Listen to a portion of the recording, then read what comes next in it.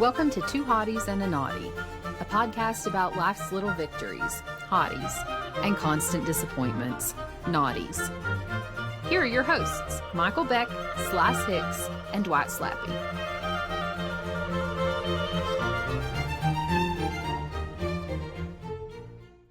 Welcome to Two Hotties and a Naughty. I'm Michael Beck. I'm Hicks. I'm Dwight Slappe.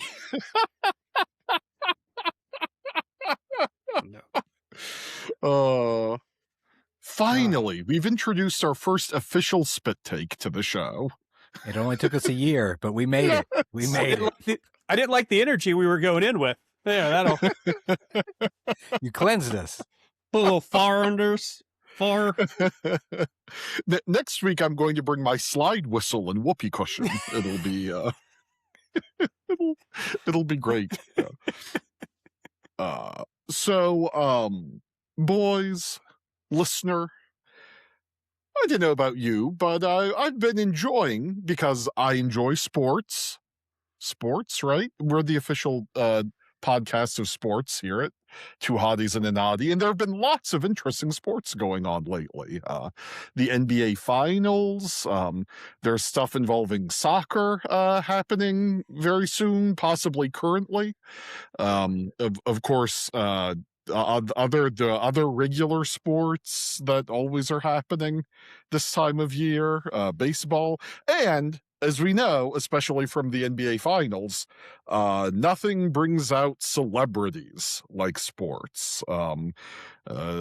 Celebrities at the Knicks game included Mariska Hargitay and Jerry Seinfeld, both of whom were very popular among people younger than 60. Also Spike Lee, also popular. Younger celebrities couldn't afford like the $400,000 tickets to the Knicks games, so it can only be elderly billionaire celebrities like. Except that Timothy Chalamet and Taylor Swift were definitely there. They were definitely there, front row. Yeah. See, most people think of Timmy Chalamet as like, oh, he's this adorable 15-year-old who's famous. Timmy Chalamet is now 58 years old. Most people don't know that. He looks great. He does. He does, yeah. Yeah, and Taylor Swift, of course, transcends our conception of time and space and is, always magnificent. Anyway. She's a lizard person, right? Lizard person, Taylor Swift? Or vampire. Please, the other. Please do not turn the algorithm against us by criticizing Taylor Swift. I'm not criticizing. I would love to be a vampire. Did you just call me a racist? I don't listen. Lizard people are people just like you and I. I don't see scales. Okay? Yeah. I think that for my case, it would be lizard people are lizards, just like you and me, rather than... I think on that sort of continuum, especially if Taylor Swift is involved there. Like, I'm not even sure if we're the same species. Anyway, Taylor Swift, we love you. Boys, what is your hottiest celebrity sports outing? Meaning, so for this segment, we're trying something new and exciting on the show. I want you to select a celebrity and then select the hottiest possible sporting event you could take that celebrity to. Love it. So, as a proof of concept here, I'll go first. And my celebrity would, of course, be, I'm starting right at the top in terms of celebrities. The Vicar of Christ, His Holiness Pope Leo XIV. And I would take the Pope to a minor league baseball game right here in Lynchburg, Virginia, to see the Hill City Howlers, which is the recently rebranded name of our local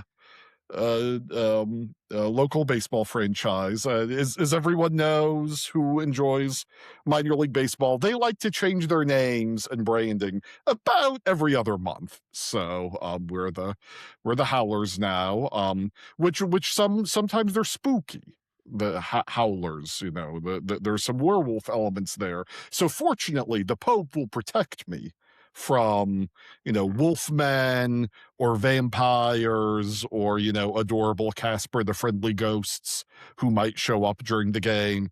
We also know the Pope loves baseball because there are lots of great pictures of him holding a baseball bat and smiling. I like to use those as menacing images to send people in text form often. And the Pope's an American and he's from Chicago, and they have baseball in Chicago, so it won't seem too unfamiliar to him. And I live in a town full of Southern Baptists, so the Pope's not going to be mobbed by people going, "Oh, Your Holiness, can I get a signature? Let me touch the hem of your garment." They're going to say, who is this guy wearing this white getup and wearing the papal tiara? Who is that? Well, it's my friend, Pope Leo XIV, and we're enjoying hot dogs at the baseball game together. Beck, two things. One, I've been to that minor league ballpark, and there is a place that sells hot dogs there called the Wiener Emporium. So if this means you can get a picture with His Holiness in front of the Wiener Emporium sign, that would do a lot of good for the podcast. Can I say that? I think if we can get that picture going around, yes, we've got a real chance to break through. Finally, that's what we need. Yes, I concur. Yeah. The Wiener Emporium, the official sponsor of Two Hotties and a Naughty. Yes. It's also what we almost called the podcast. This was almost called the Wiener Emporium. We found out it was taken, and we had to pivot. So here we are. Sadly, there are 12,000 other podcasts called the Wiener Emporium already. Two, if anybody could get down to what is actually going on with werewolves, I assume it's the Pope. Because the Pope's got to know all the crazy, mysterious stuff that they don't want you to talk about. All that stuff that I've talked about that's in the Vatican archive. Tons of werewolf stuff down there, I assume. Sure. Yeah, of course. Yeah. So the Pope is either going to be, and I guess we won't know until I meet him awkwardly outside the front gate with his ticket. I don't really know. Like, is the Pope friend of the werewolf? Is Pope enemies with the werewolf? Do the Pope and werewolves have like a détente? It's I guess there's so much we'll learn. I'm gonna posit this real quick. Has anyone seen a Pope at night during a full moon? Has anyone seen a Pope at night during a full moon? I'm just saying. Are you suggesting that all popes are werewolves? I'm not saying it. I'm just putting it out there. Have you seen it? Has anyone seen a Pope I haven't. Out at night? I haven't either. Yeah. I actually have Pope blindness, so I'm not actually able to see any Pope. So I'm not going to be a great expert on this topic, but I trust you guys. This is going to be a really awkward visit to this minor league ball game if you can't see the guy the whole time. It's just really, how do you expect to engage in conversation if you can't even make eye contact with the man? Slice, I don't know about you, but I like to pay attention to the goddamn game when I go to a baseball event. Fair enough. Also, the Pope is going to be a great buddy to take to the game with me because the Pope enjoys the fundamentals. I bet the Pope loves to keep score. It's just going to be me and my buddy Leo sitting there in the stands watching the game, sucking down our Wiener Emporium wieners. Just like how Dwight rides the minor league games with Jason in the golf cart, you'll be riding in the Bullet Mobile with the big glass enclosure or whatever. You guys can ride together in that. You won't see him when you're riding, but you'll be together. Yes, yes. Yeah. The Pope Mobile. Yes, excellent. Very good. So Slice, what is your hottiest celebrity sports outing? Oh man, I thought about so many things in this brief amount of time that you dropped this on us. But I'm going to cheat a little bit here, and Okay.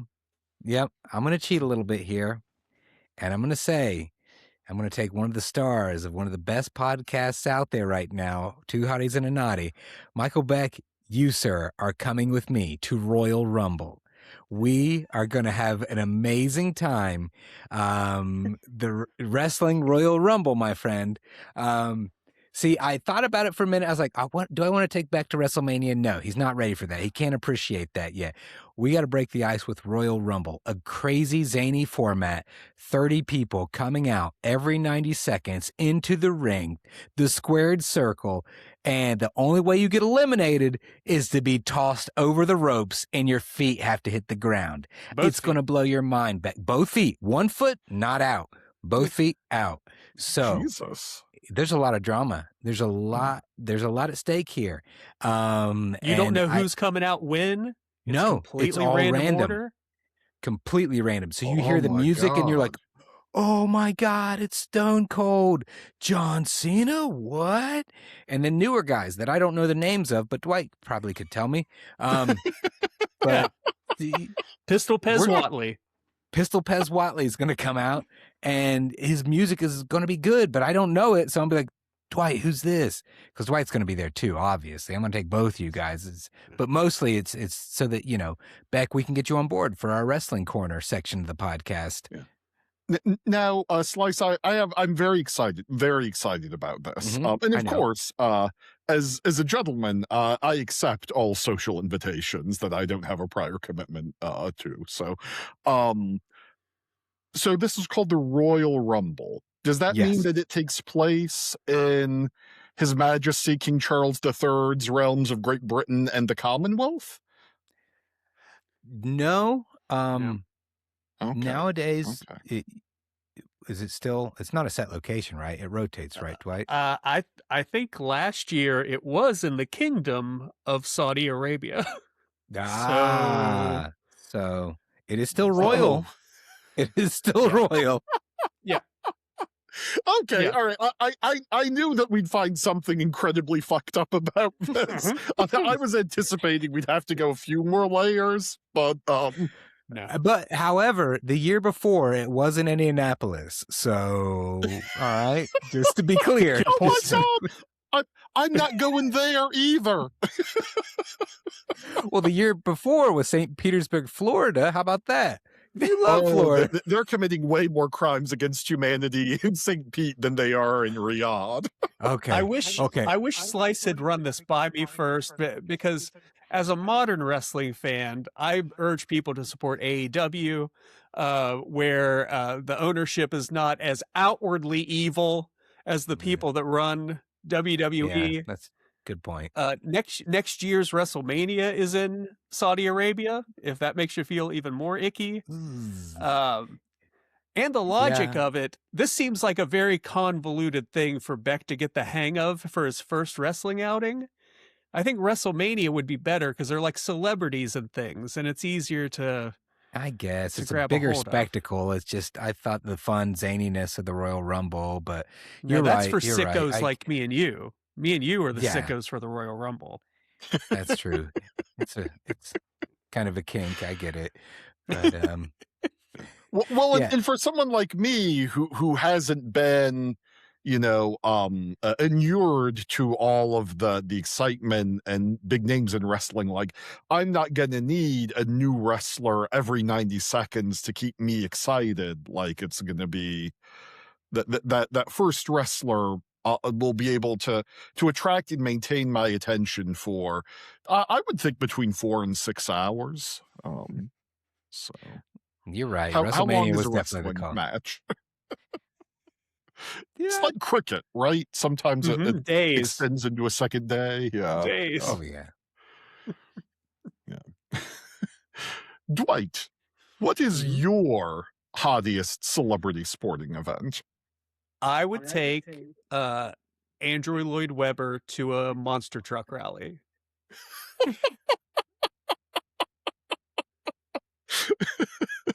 Because there's Very a good. story to tell there. There's a story to tell. I want to see a full-blown stage musical about Gravedigger and Bigfoot falling in love. Yes. I want there to be obstacles to their love, some of which are like flaming barrels, and some of which are big old hills, and some of them are just society's antiquated way of looking at things. And I can't think of anybody who could really drill down on this better than Lord Andrew Lloyd Webber. He did Starlight Express, so I mean he's done Trains. Right. So if you can do Trains, I think you can work your way up to monster trucks. And that's easy. Like Trains, like, you know, you probably had to build characters, personalities around them. You've already got the personalities and characteristics there. Gravedigger, Bigfoot, all of them. They're all there. It's already painted All the for other you. trucks that we definitely know the names of. So many of them. So many, yes. And Pistol of course, Piz Watley. That's him. That's the one. I love the Act 1 finale when Truckosaurus in Phantom of the Opera crashes down on the chandelier into the audience. All of the gasps and of course the flames and the horrible cranking and screeching sounds from Truckosaurus. That's right. It's very exciting. The gasps come because nobody at a monster truck rally has seen a chandelier before. They've seen ones made out of Natty Light cans, but that's about it. Well, that was Grandma's funeral. Right. Yeah, I feel like Andrew Lloyd Webber's musical aesthetic with sort of lots of heavy synth, some pipe organ, at least in Phantom of the Opera. I would think this would actually lend itself pretty unironically well to something like a monster truck rally. Yeah, he could work in the exhaust stacks on the trucks, maybe put like a horn or a whistle up there. Yes. Yes. Yeah. Guys, I just pulled up. Can I read some monster truck names? Because I was curious. Absolutely. Do we have Sure. a minute for this? Please do. Okay. So we've got a wide assortment here. Apparently there's some type of crossover between monster trucks and like Marvel Comics, because there's an Iron Man and trademarked. There's an Amazing Spider-Man, also trademarked. But then we get into some more wild guys here. Lucas Stabilizer. He's got two names. It's a truck with two names. He's got a surname. His surname is Stabilizer. Lucas Stabilizer. Here's Just Get Her Done 2, the second. I wonder what happened to his dad. Probably 9/11. killed by Bigfoot. Or Monster Mutt Dalmatian. Monster Mutt Rottweiler. Oh, wait, hold on. Sorry. I got ahead of myself. There's Monster Mutt. Monster Mutt's Of course. one. Monster Mutt Dalmatian and Monster Mutt Rottweiler. Scooby-Doo. Scooby-Doo's there. Raminator. Ramunition. Soldier Fortune Black Ops. Thor is there. Zombie. Sparkle Smash. Whoa, Sparkle Smash is Oh, guys, I got to share this. All right, this is a reason, listener, if you're just listening, you really got to tune in on YouTube because you're missing out right now. I'm about to share Sparkle Smash. This is Sparkle Smash. I'm about to go to a monster truck rally.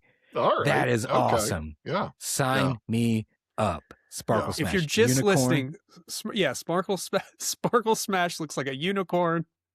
There's a big horn. It's purple and pink. It's beautiful. It's got teeth on the side of the like it's great.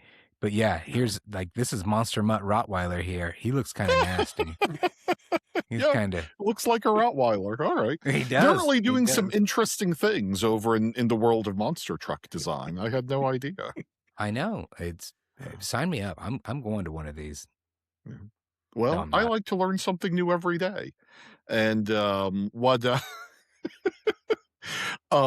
I wish I'd learned is that the Pope Mobile also participates in monster truck rallies, but that doesn't seem to be the case yet.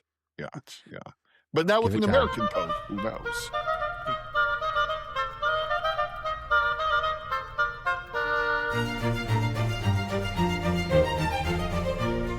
Welcome back. Beck, you've really inspired me. Your first Thank hottie you. there. Oh, thank you. I want to take that fictional aspect of what celebrity would you take to something and make it more of a reality here. Now, not necessarily that you're taking a celebrity somewhere, but I'm going to go with what's your hottiest celebrity sighting in the wild? So, a celebrity that you saw, maybe had an interaction with in the wild, just unexpected, spur of the moment. You were out there, boom, there they are. Michael Jordan, just right there on the Amtrak with you. That didn't happen. But I'm going to kick things off here, and it's close to that. It's very It was close to Scottie that. Pippen, and we were on a tandem bike. That was it. The carny said, all right, this Ferris wheel's got 4 seats. I need someone to fill in here. And it was Scottie Pippen, and he got on there with me. It was cool. Nice guy. But no, this was, right about 20 years ago. 20 years ago. It is 2026. So yes, 20 years ago. I tell this story a lot. And luckily, my wife, Autumn, she does not listen because she's tired of hearing this story. So I can tell it freely with no guilt because she doesn't listen. That's on her. But yes, Now, 20 Slice, years you're ago. framing this as though the only reason your wife doesn't listen to our show is because she's afraid she might hear this specific story. Right. No, there are many reasons. This is just one of many. But yes, 20 years ago, before I moved away from Huntington, West Virginia, to go to the DC area, I was at a Walmart one evening, and I was checking out in line there, and I look over, and there's about 3 aisle checkouts over. There's no one in between us. I see this gentleman. He's wearing some khaki shorts, a tucked-in polo. He's at the register checking out. He's getting some bagels, everything bagels and cream cheese. And in the end, I know this is going to sound really stereotypical, but anyways, just bear with me here. But I see this guy, and I'm like, man, he looks familiar. Who is that? But I'm in Huntington, so I'm like thinking, does he have like a car dealership in the area? Because he's wearing a polo and khaki shorts, so he's giving me that vibe. Maybe he's someone I know. Maybe he's their dad. Maybe, who is that guy? God, he looks familiar. And then he sees me staring, trying to compute, like, who are you? And I'm guessing he takes it as, oh, this guy, oh, he recognizes me. Okay, let me give him a polite head nod, a little hand raise, and we'll be on our way here. And I'm just like, he gives that to me, and I kind of give it back. I'm still kind of puzzled. I'm just like, So I'm not like, woo, oh my God. And it just bothers me. I'm walking to the car. I'm like, who's this guy? I know I recognize him. And I get in my car, shut the door, and it dawns on me, that was Billy Joel. Yes, I know, to the listener out there, this is going to be like, what the fuck? What a 180 just happened here. Now, let me say this. Billy Joel, yes, that Billy Joel, not just Billy Joel from the West End here in Huntington.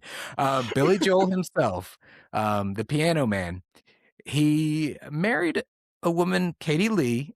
She is from Huntington, West Virginia, and from, I believe it was right around 2004, somewhere around there. They were married for about 4 or 5 years. She's from Huntington. They bought a house here, and they, I guess, when they weren't in New York City or touring or doing whatever, they would come to Huntington and stay here at this house. And I just so happened to not realize until I was back in my car that I was a couple checkouts over from him, and I could tell he was just exhausted because he thought I did recognize him, but I didn't at that point. It wasn't till I got to the car that I realized who it was. And yeah, I wish I would have done it sooner. But Dwight, I know you're on the edge of your seat here. You got something? No, I'm stunned by it. I can't believe Billy Joel was in Huntington for as long as he was, and I never ran into him. I would think the history of Billy Joel, what we know about Billy Joel, is I was at bars all the time, right? And I never ran into Billy Joel. I mean, I was never run over by Billy Joel.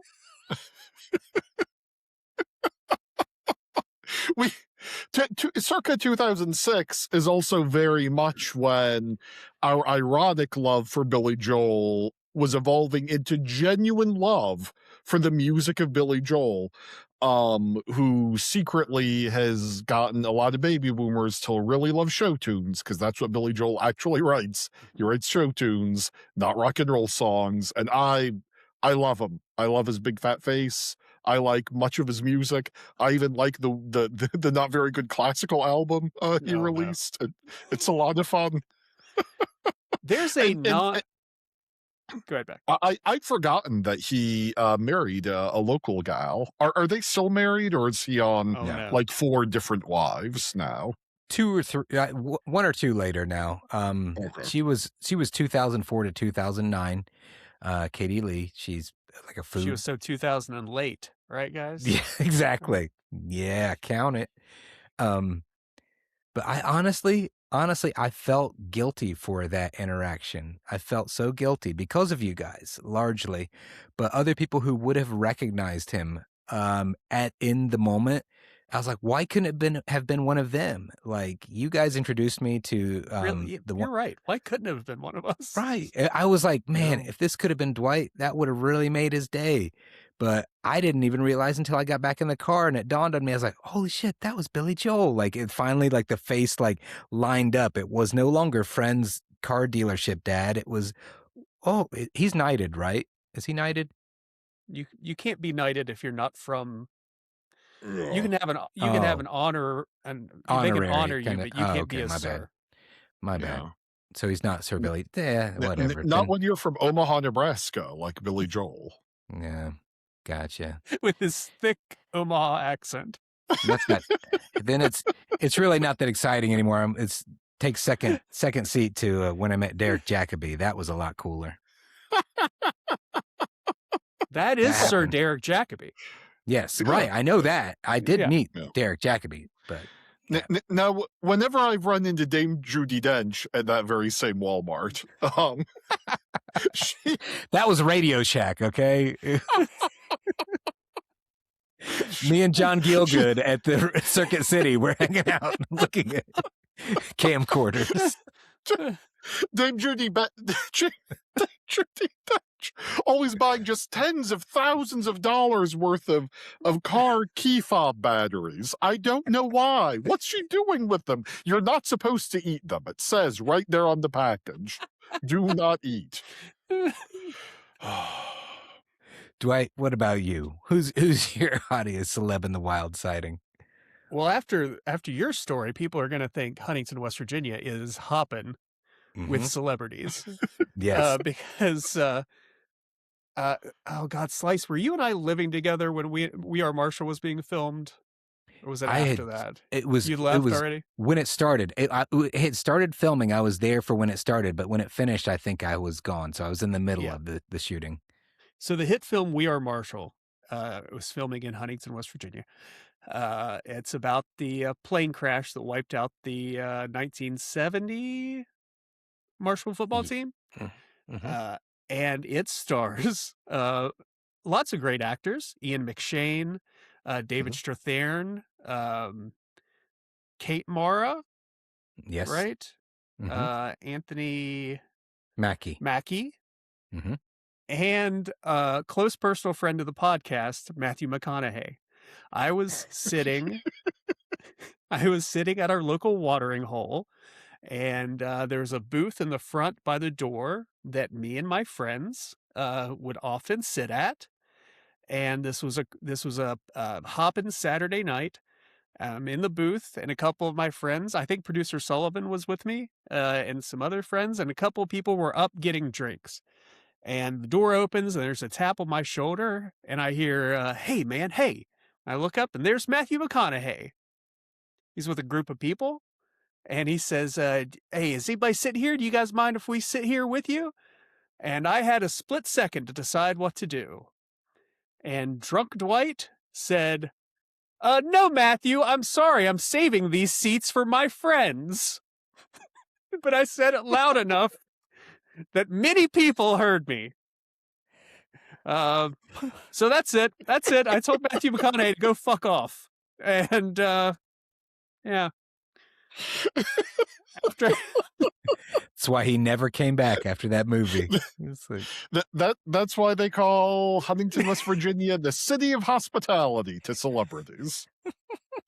Now, looking back, would it have been better if I would have made room for Matthew McConaughey to sit down and have a drink?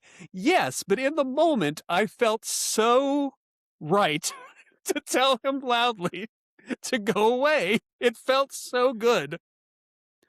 poor Matthew McConaughey. I'm sorry, Matt. My Matt. suspicion is that McConaughey and his, I assume, entourage with him. He had like 6 people with him. There's no way. I mean, their plan was to get us out of that booth. Oh yeah. Yeah. I assume they had much more fun drinking in the Walmart parking lot with Billy Joel after they left whichever one of the shithole dives we all hung out at was. And I learned my lesson because every woman in the bar chased him down the street. He led them down the street like a Pied Piper. And it was just me and Sullivan left in the bar asking what the fuck just happened. It's funny because this is how I remember I was still here for a bit of the filming. It was because I was at Sharky's one night and Kate Mara, Anthony Mackie, and Brian Garrity came in. And I talked to them very briefly. Kate Mara could not be bothered with me. Anthony Mackie was pretty cool. Brian Garrity just kind of existed. But yeah, Anthony Mackie, cool dude. But the others, not so much. So, did you tell Anthony Mackie that you and I were the only white people at a viewing of 8 Mile in Huntington, West Virginia? That's why he was so cool to me. He was like, Okay, respect. Cool. Yeah. And then he bought me a beer. And I bought him one after that. Cool. And then we were like, even. Beck, regale us with your tale of celebrities in the wild. So,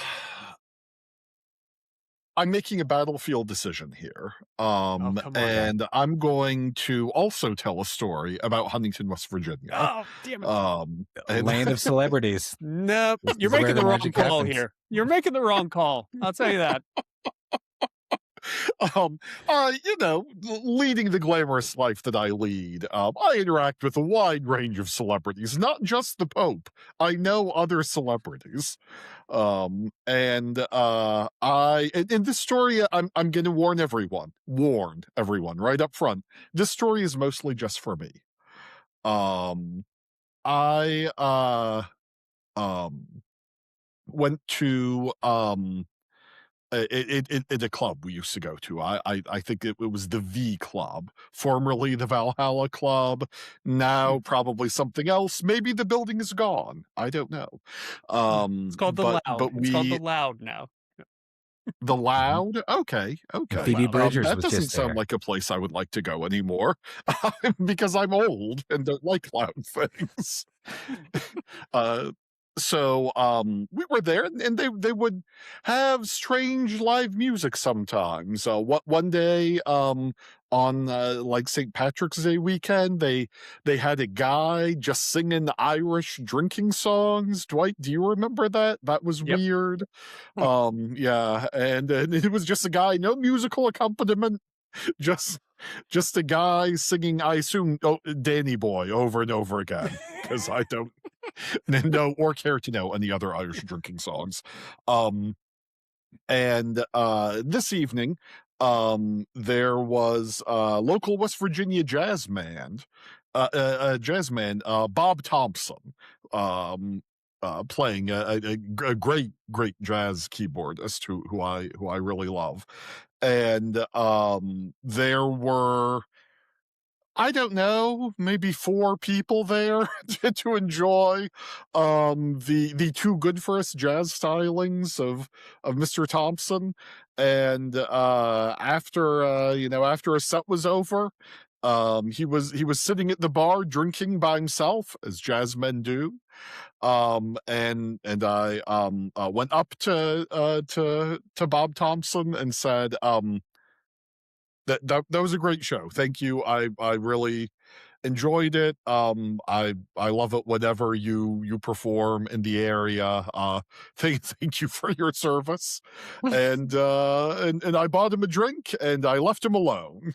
And that is my favorite, I think, celebrity interaction, because I tried to do something nice for this local celebrity guy who, like, man, bringing jazz to the Huntington Charleston, West Virginia region, like this is a tough draw.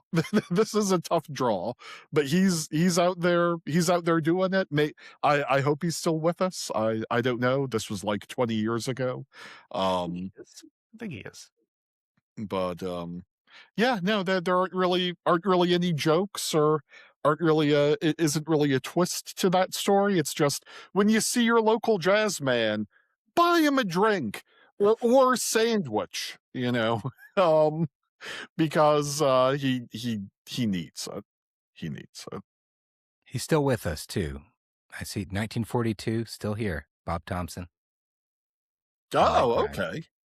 Wow, an 83, 84-year-old jazz man, you don't get too many of those these days, or any days. Yeah, good for him. Excellent. Yeah, That drink kept him alive. That's it. He's been thinking about that drink ever since. What did you get him? Did you just let him pick? What?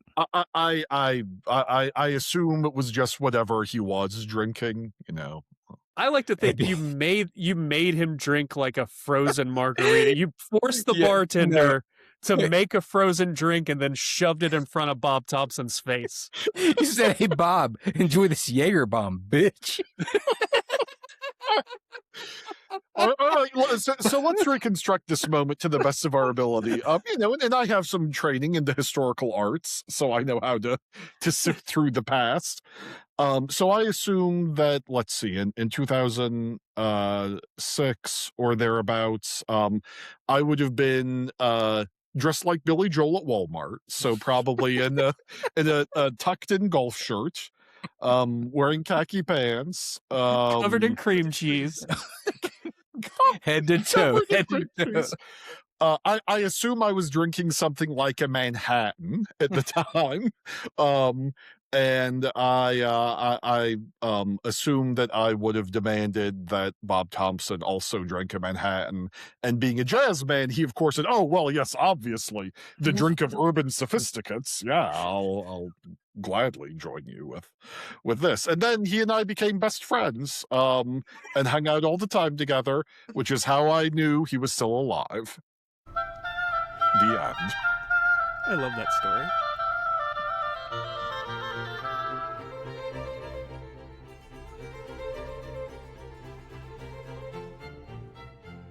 All right, fellas, we're back. And I know you two tried to turn it into a celebrity-driven theme episode, but I don't have a celebrity like naughtiest. I don't know. They're all naughty, I guess. Right. So I'm going to completely change course. And our friend of the show, Jason Eldridge, and I were talking about all of the absolute garbage we've been watching lately. And it got me to thinking, what is the naughtiest piece of pop culture, movies, TVs, books, even music that you have completed? What's the thing that the completionist in you said, "I've got to finish this, even though I know it's terrible"? What is the thing that you have completely absorbed and regretted? Mine, I don't know if you guys ever watched the hit ABC show Once Upon a Time. But let me paint a picture of Once Upon a Time for you guys. It's a show about all the Disney characters, if they were grown-up real people living in a small town in Maine and forgot who they were. Oh no. Oh, Mamma Mia. Oh no. Yeah. Listen, I don't know. I should have looked to see. Whenever this came out, there wasn't a lot of, you know how every other show on TV now is a genre show, like it's sci-fi or fantasy or magic of some sort. This was not the case, and I'm guessing 2013, 14, whenever this was. 2011. 2011. See, Yep. even sadder back then. Mhm. But I watched this show. This show was very bad. The lead characters were Snow White and Prince Charming, and they had a kid, and I can't remember her name, but she was sent to the real world. And so she ended up being the same age as her parents by the time they met. It was real cool. And yeah, they were always being thwarted by the evil queen, whose name was Regina. I mean, what a great name for an evil queen. Right? Eventually, the daughter, if you could pick anybody in the history of Disney to fall in love with, who would it be? What, if you were a princess and had to fall in love, who would it be with, Slice? Now, let me tell you right now. Go ahead. Well, you were going to tell me something. Now I'm confused. What I are was you going going to to throw my tell you way? the answer, but if you have a good answer, do you have? Okay, I mean, I'm all about the streets. I'm from the streets, so Aladdin. Yeah. He's right, my Aladdin, guy. That's it. Right. which you would think of as he's sort of a prince, right? A Mhm. princess and a prince kind of thing. No, Yeah. she falls in love with Captain Hook. What? Yeah. Oh, Well, that's creepy. he's a naughty, like, little pirate with some facial hair. He's handsome, Okay. though. Oh, well. I like facial. I get it. I mean, real handsome. He's real Okay. handsome. But everybody shows up. And if you're like, oh, it's just a bunch of classic fairy tale people intermingling, that sounds pretty fun. They're Pinocchio and the Seven Dwarves are there. And, there's Cinderella and, yeah, it's great. And then the Frozen people show up somehow, but not the snowman, because how would you even work a snowman into a small town in Maine? It doesn't even make sense. That show, How I long did wouldn't this show recommend it, run? guys. Like a long time, like 7 seasons. Wow. I was going to say Frozen was like, wow. Yeah. And I'll be as a Once Upon a Time purist, when the Frozen people showed up, I was like, I think this is a little too far. I mean, I'm going to keep watching, but this is a little too far. This is a stretch. and you've watched every moment of this program. Mm-hmm. Okay. Mm-hmm. Okay. Yep. Interesting. Yeah. When is Shrek on the show? Is there a Shrek? Well, as we all know, Shrek is not a Disney property, Beck. So Yeah, of course he was not. Were the part of it. rescuers down under in it at any point? At no point. I wouldn't be bad mouthing the show if the rescuers showed up. Yeah, that is going to say they really dropped the ball. I was on the fence. I thought maybe I should go back and check this out, but no rescuers down under. No. I don't think I can commit. Nope. And they even could have gotten Bob Newhart to voice. I don't know the names of the rescuers, but whichever rescuer he voiced, he was with us until just recently, and still very fun. Yeah. Vermin 1 and Vermin, Vermin 2. Yep. But so the show ended up being for Disney adults who couldn't afford to go to Disney, and I don't know how I got sucked into that vacuum, but there I was, everybody. You guys have any more questions about Once Upon a Time? I just feel like I'm being judged now. This is where you guys would crack some jokes at my expense, but now I just feel like you feel sorry for me. Yeah, this really feels like kicking a guy when he's down at this point. I just, I don't want to lay it on too thick. You've kind of owned up to it, and the Frozen bit, like I was going to do it until you mentioned the whole Frozen thing, and then I was like, ooh. Yeah, we don't punch down on this show unless it's at Smash Mouth. That's Okay. I guess we'll move on. Beck, what's the naughtiest? What's the naughtiest thing you've completed? You're really gonna fucking hate me now, Dwight. So, the naughtiest thing I've completed is, of course, controversial television program Lost. Lost has some of the best moments of television that you can find out there, but they are buried in a show that hated its audience, and also I think hated everyone who worked on the show itself, and just led nowhere, and had this wooden self-important view of itself, and it just got worse and worse as the show went on, and I kept watching it, and I should have stopped because the show, I've not hate watched many things, but I was definitely hate watching Lost at the end. Oh my god, and the last season of it was just some of the most aesthetically offensive stuff I've ever seen. But Just aesthetically, not even the storytelling, just looking at it. Just the whole thing was a crime against humanity. And I say that without a trace of hyperbole. It was, it was all of the people involved should be in prison. I just rewatched it. I just rewatched it for the first time. Thought most of it held up. But I guess, you and Bob Thompson on your high horses can't be right. I'm with you on this one, Dwight. I'm with you on this one, Dwight. Like, I thought it was a good show. Yes, the finale was very divided, and I understand that. I was not crazy about it myself, but the characters, some great storylines. You got Ben Linus, John Locke, Desmond Hume. You got those guys. Those were some fascinating characters and pieces there. I don't regret any of that. I would suffer that finale time and time again to go through those character arcs. And Hurley, that gang, they were like family. Hey man, shout out to Hurley. Shout out to Hurley. Come on, Hurley. Hurley was okay. Hurley was okay. And also, we are Marshall's own Matthew Fox, the good Matthew, right? The one who didn't try to take your booth. Thank you, Matthew Fox, for being respectful. Good guy. I also like that through the entire We Are Marshall Matthew McConaughey conversation, Matthew Fox mentioned not once. No one remembers him. Poor dude. Yeah. Poor Matthew Fox. But yeah, I liked Lost. I've been tempted to watch it again. Like I wanted to, expose the boys to it and watch that. Although, the finale did kind of put me on the fence of whether or not I should do that. But the whole last season's infuriating, but the journey there is so good. And the finale's not as terrible as people say.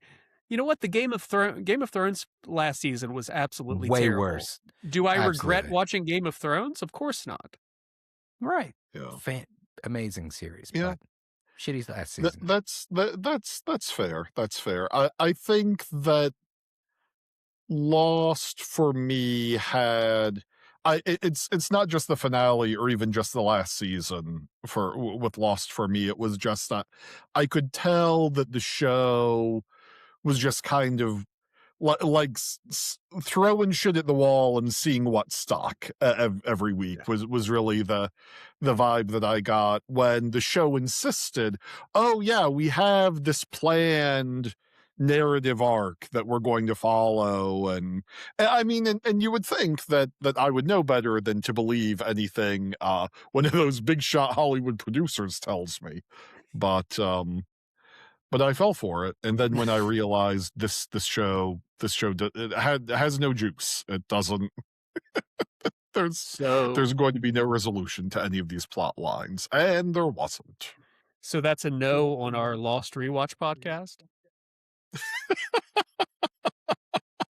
We'll find someone else, Dwight. It's cool. It's fine. We'll find Sullivan. Bob Thompson's available. We can check Bob Thompson. I haven't seen Hurley in anything recently. We asked what Hurley's doing. I'll call up Anthony Mackie. Maybe or Billy Joel. Billy Joel. What about him? What's he doing these days? Slice, what's the naughtiest thing you've completed? Okay. Completed. Well, completed as far as everything that's been out there so far. It's still ongoing, unfortunately, much to my chagrin.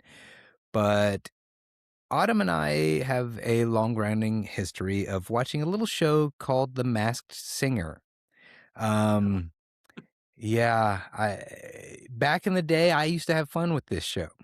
It was like, oh, okay, we've got these 3 or 4 celebrities who are these judges, and they try to guess who these masked celebrities are who are out here. So I guess we're keeping a theme running with celebrities here in some way. But these masked celebrities will go out there. They could be athletes. They could be anybody. And not anybody. They have to be a celebrity. And they are singing these songs, and they're going to try to guess. They get all these hints and everything, who they might be. And Ken Jeong, Jenny McCarthy, boo, Robin Thicke, and then someone else.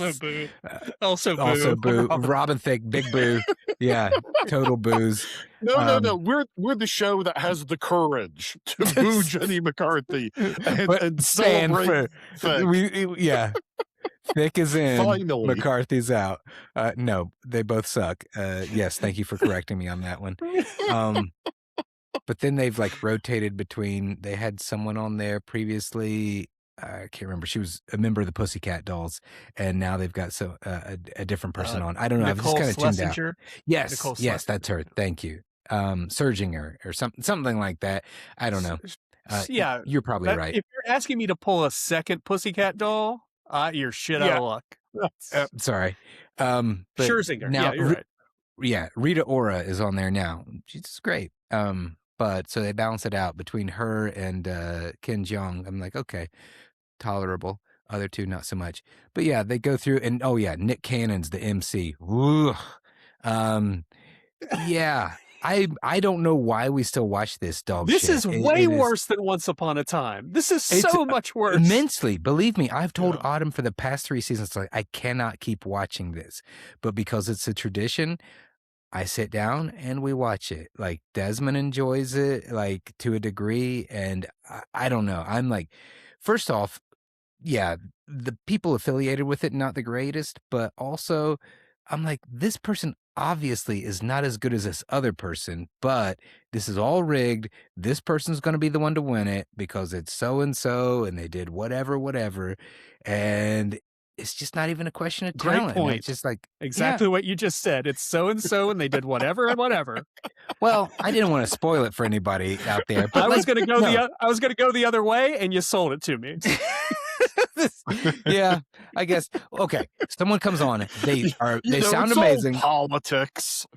So and Thingamabob and Woochimidwall are out there, and then they do this, and then they do that, but then this happens, and I hate it. But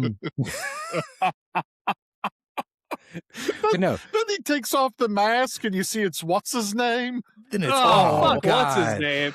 I was down between him and that guy. I haven't liked what's his name since he did that thing. Yeah. Oh, when he did that thing, it's the other thing, not the thing you're thinking of. The thing on the boat.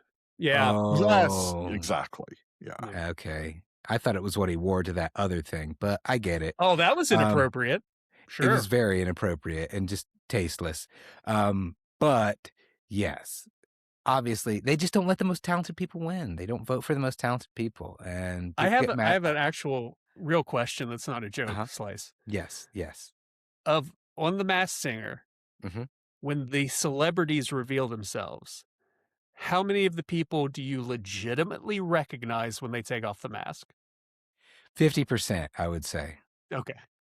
50%. Yes. There's a lot of younger people who are like influencers and other shit that I'm like, who is this? Singer? Who is that? I don't know. I'm getting old, apparently. This sucks. That's another reason I hate it now, is because now as they progress through the seasons, it's really trying to, I guess, market itself to a younger crowd. And I'm like, I don't know who that is. No. She was in what? Oh, she was in The Descendants or something. I don't know. This younger Disney stuff. I have no idea who this person is. You want to know about Disney stuff? Well, you're in luck, yeah, Slice. I came know to the all right about place. Disney stuff.